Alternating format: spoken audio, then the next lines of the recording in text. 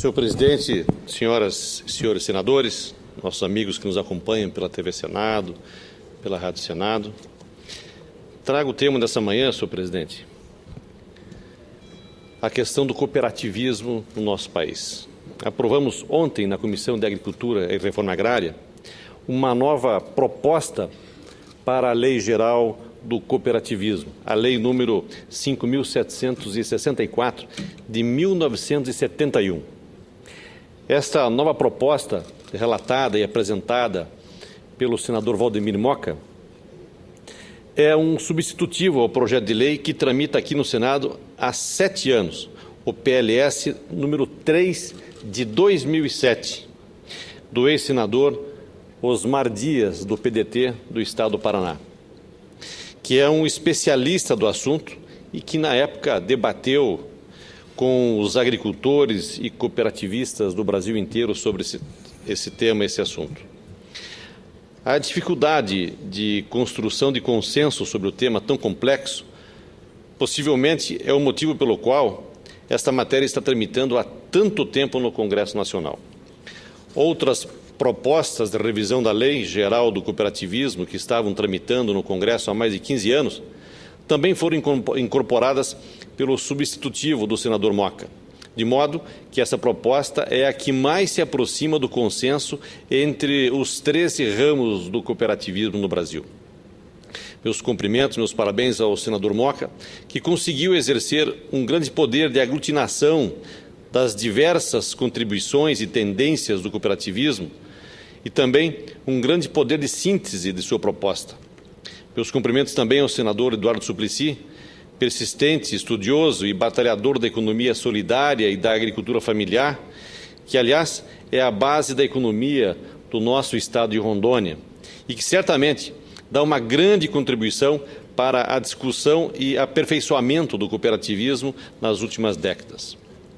O aspecto mais importante da aprovação desta nova versão da Lei Geral do Cooperativismo, ontem na CRA, é que avançamos etapas importantes na modernização desse marco legal, pois ele representa não apenas a vontade dos parlamentares, mas o anseio de maior parte das cooperativas brasileiras, representadas na Organização das Cooperativas Brasileiras, OCB, e na União Nacional das Organizações Cooperativas Solidárias, a Unicopas.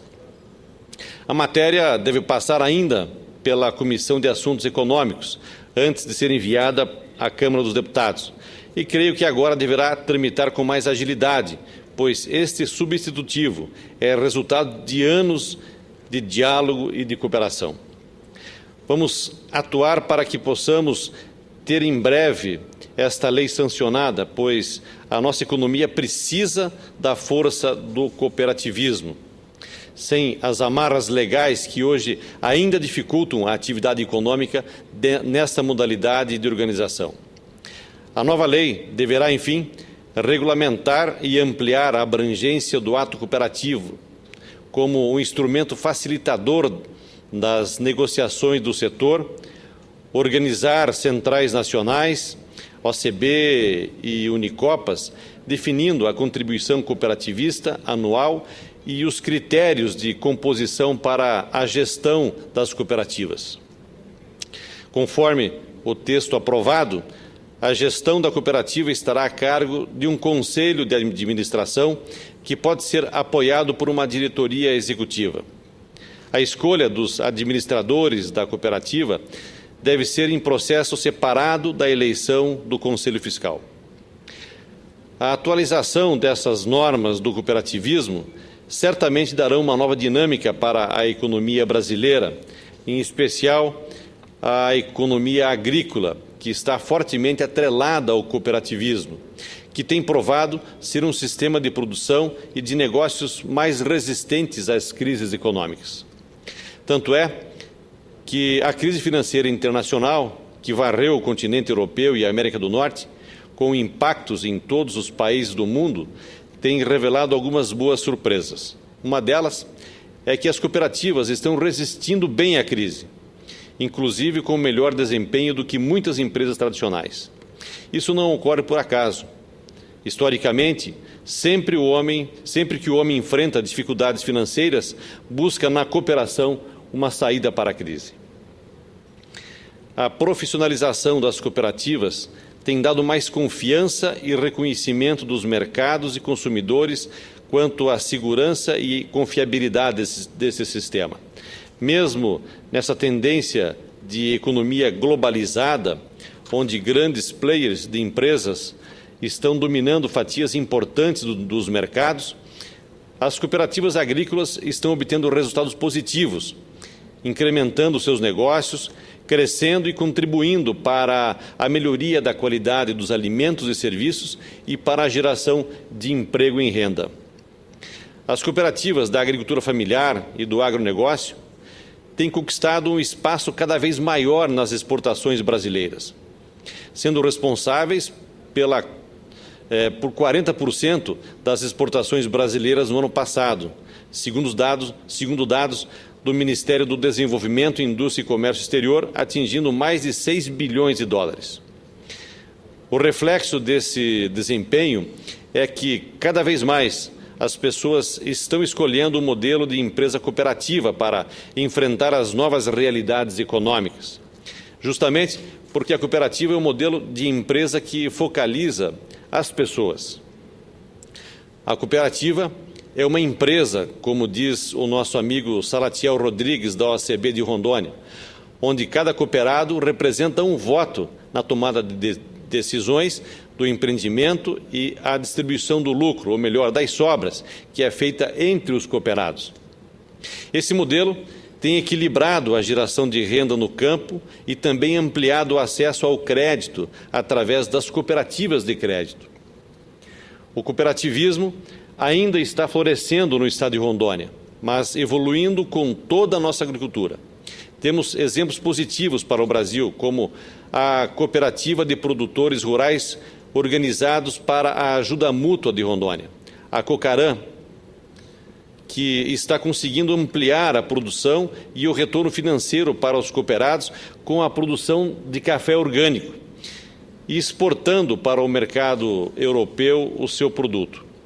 Creio que esta experiência sustentada na cooperação pode ser tomada como o embrião para a reorganização da cafeicultura no estado de Rondônia. Na pecuária leiteira, a cooperativa dos agropecuaristas de Cacoal, Coproac, se organizou para vender o leite e derivados já beneficiados, o que considero ser o caminho para o fortalecimento da agricultura familiar de Rondônia, que é a industrialização da matéria-prima. Seja na produção de leite ou de café, ou também na piscicultura e avicultura, o cooperativismo é a melhor alternativa para o nosso agricultor. Mas é preciso que os agricultores tenham orientação e recebam o apoio necessário para conquistar autonomia e empreender. Além de tudo, o cooperativismo é a melhor forma para a organização das cadeias produtivas, desde a produção até a comercialização do produto final, passando pela assistência técnica ao nosso agricultor. Uma demonstração disso foi a inauguração da fábrica de ração da Cooperativa Agroindustrial de Vilhena, a Coopervil, em 2012. O empreendimento cooperativista está produzindo ração para bovinos 30% mais barata e atende a centenas de pecuaristas da região. Esta foi a primeira unidade fabril do cooperativismo em Rondônia e outras estão vindo com certeza. O ramo de crédito também está crescendo em Rondônia. O diretor-presidente da Cooperativa de Crédito Rural de Ji-Paraná, o senhor Milton Crevelaro, costuma dizer aos associados e empresários de Rondônia que, diferente dos bancos tradicionais que remetem seus lucros para matrizes, muitas vezes fora do país, as sobras distribuídas anualmente aos associados pelas cooperativas de créditos ficam na própria comunidade, estimulando o desenvolvimento local. Esta lógica é outro fator determinante para o sucesso das cooperativas, pois fornecendo crédito às pessoas físicas e pequenas empresas e distribuindo as sobras de seu resultado econômico, elas movimentam o comércio local, gerando emprego e renda na comunidade, alimentando assim o desenvolvimento regional e contribuindo para a recuperação econômica de determinada região ou mesmo de todo o nosso país. São por esses motivos que eu tenho estimulado o cooperativismo como a melhor alternativa para os produtores rurais do meu estado de Rondônia e para os agricultores familiares de todo o país. Somente com a organização dos pequenos agricultores em cooperativas é que Rondônia poderá se firmar como uma potência agrícola, como são hoje os estados do Rio Grande do Sul, Paraná, Santa Catarina, Espírito Santo, Minas Gerais, São Paulo, que tiveram o cooperativismo como base para o sucesso da economia agrícola. Entendo que é somente desta forma, com base na cooperação, que vamos acabar com a pobreza em nosso país, fortalecer a agricultura familiar e promover o desenvolvimento regional, melhorando a qualidade de vida dos nossos agricultores lá no campo, lá onde eles trabalham e residem.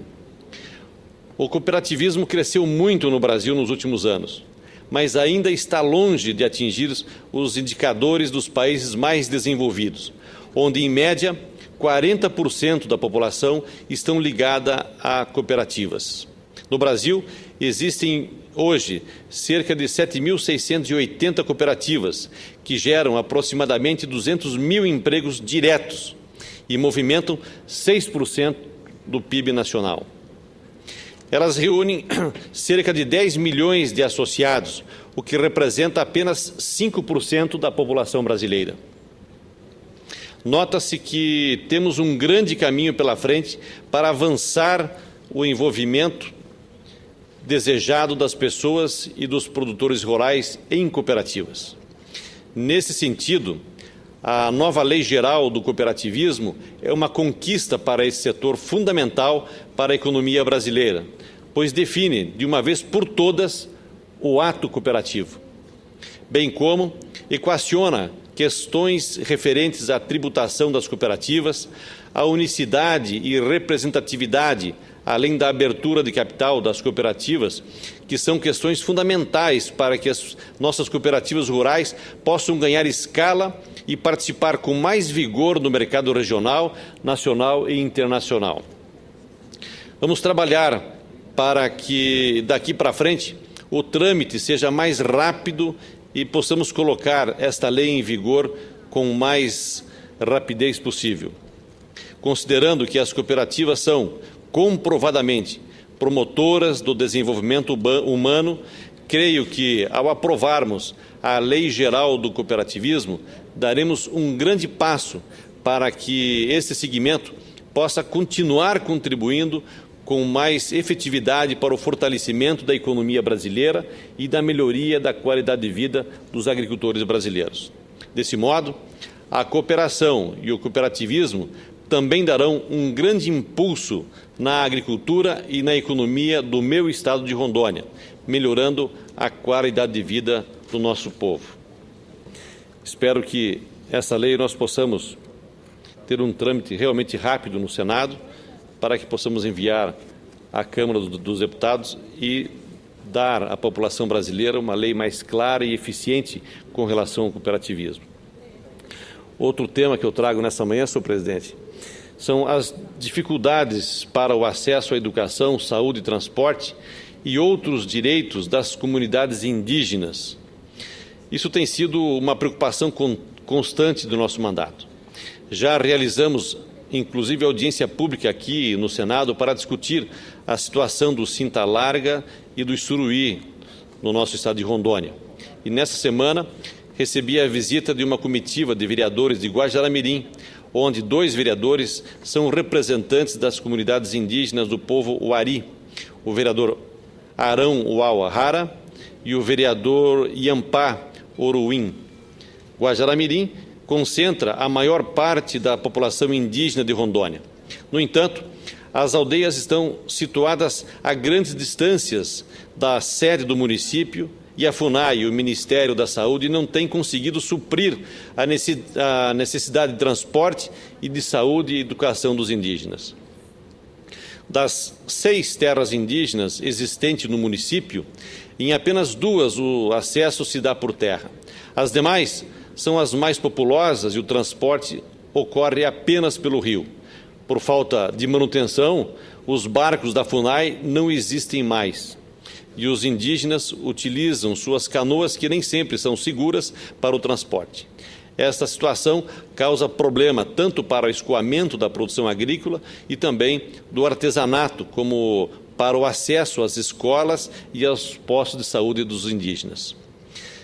Desde o ano passado, eles vêm reivindicando melhorias nas condições de vida e garantia dos direitos condicionais, principalmente no que diz respeito à saúde.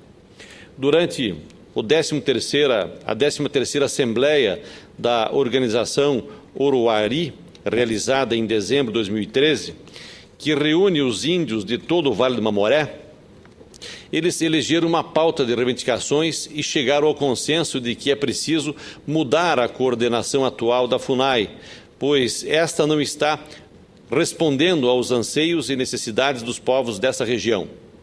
Foi encaminhado, ainda no ano passado, um documento reivindicando essa mudança, porém, até agora, a FUNAI não atendeu às solicitações dos povos indígenas e também não atendeu nenhuma das reivindicações apresentadas. Ontem, estivemos em reunião na Coordenação Geral de Articulação da Atenção à Saúde Indígena no Ministério da Saúde, onde reforçamos os pedidos feitos pelos índios, que reclamam do mau atendimento e do funcionamento da Secretaria Especial da Saúde Indígena, SESAI, da falta de medicamentos, da demora nas consultas e da falta da infraestrutura na Casa da Saúde Indígena, chama-se CASAI, entre outros problemas. Não bastassem todos esses descasos, as fortes inundações do inverno amazônico deixaram mais de 250 famílias indígenas sem suas roças e sem suas casas, e isoladas por mais de 90 dias. Pouco ou nada está sendo feito no sentido de atender essas famílias. Somente em meados de abril, as famílias desabrigadas foram cadastradas pela Defesa Civil, sendo repassadas as cestas básicas à FUNAI, sem que até o momento cheguem às famílias indígenas atingidas pelas inundações. Diante destes problemas, os indígenas se mobilizaram e chegaram a ocupar o escritório da coordenação local da FUNAI. Porém, sem resultados concretos, ameaçam novas manifestações, o que está criando um clima de hostilidade que precisamos evitar a qualquer custo. Para isso, basta que o poder público respeite o direito dos índios e atenda às suas necessidades básicas.